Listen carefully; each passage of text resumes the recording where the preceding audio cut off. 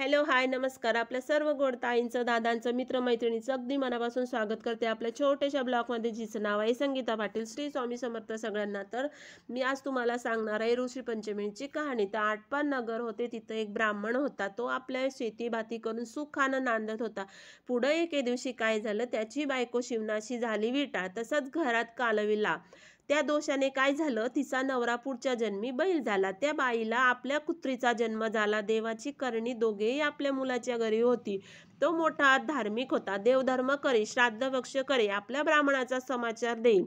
एके दिवशी त्याच्या घरी श्राद्ध आलं. बायकोला सांगितलं, आज माझ्या बापाचं श्राद्ध आहे, खीरपुरीचा स्वयंपाक कर. ती मोठी पतिव्रता होती. तिने 4 भाज्या 4 कोथिंबीर केल्या, खीरपुरीचा स्वयंपाक केला. इतक्यात काय चमत्कार झाला, खिरीचं भांडं उघडं होतं. त्या सर्पाने आपलं गरड टाकलं हे त्या कुत्रीने पाहिलं. मनात विचार केला, ब्राह्मण खीर खातील नि मरून जातील, मुलाला ब्रह्महत्येचं पातक लागेल. म्हणून उठली, पटकन खाऊन खिरीच्या पातेल्याला शिवली. ब्राह्मणाच्या बायकोला राग आला. तिने जळतं कोलीत घेतलं, ती कुत्रीच्या कमरेत मारलं. तो स्वयंपाक टाकून दिला, पुन्हा स्वयंपाक केला. ब्राह्मणांना जेवू घातलं. कुत्रीला काही उष्टमाष्ट देखील घातलं नाही. सारा दिवस उपास पडला. रात्र झाली तेव्हा ती आपल्या नवऱ्याजवळ म्हणजे त्या बैलाजवळ गेली आणि आक्रोश करून रडू लागली. बैलाने तिला कारण विचारलं. ती म्हणाली, मी उपाशी आहे, मला अन्न नाही, पाणी नाही. खिरीच्या पातेल्यात सर्पाने गरड टाकलं, ते माझ्या दृष्टीस पडलं.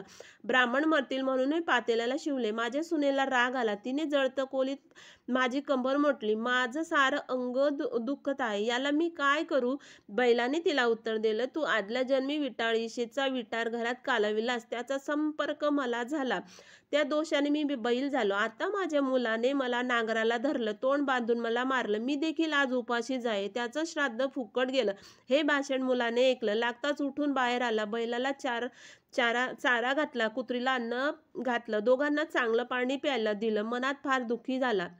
दुसरे दिवशी सकाळी उठला, घोर अरण्यात गेला. तिथे ऋषीचा मेळा पाहिला. त्यांना साष्टांग नमस्कार घातला. ऋषींनी त्याला प्रश्न केला, तू असा चिंताग्रस्त का आहेस? मुलाने सांगितलं, माझ्या बापाला बैलाचा जन्म आला आहे आणि आईला कुत्रीचा जन्म आला आहे. त्यांना मोक्ष कसा मिळेल ह्या चिंतेने मी पडलो आहे.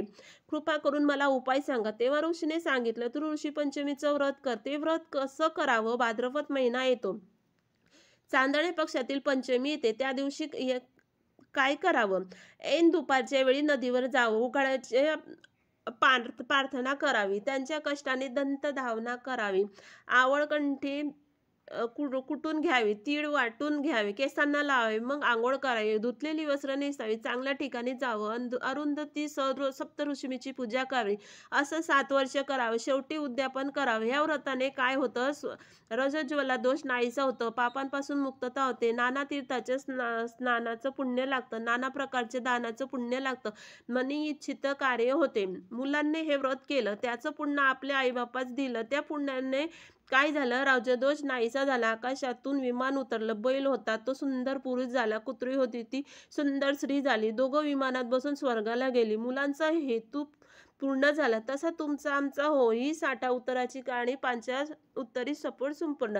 तर मैत्रिणींनो, कसं वाटले माझा व्हिडिओ? आवडला असेल तर नक्की लाईक्स आणि कॉमेंट्स करा आणि हो, सबस्क्राईब करायला विसरू नका. पूर्ण व्हिडिओ बघितल्याबद्दल थँक्यू. तर चला तर मैत्रिणींनो, भेटूया पुढच्या व्हिडिओमध्ये. तोपर्यंत बाय बाय. श्री स्वामी समर्थ सगळ्यांना.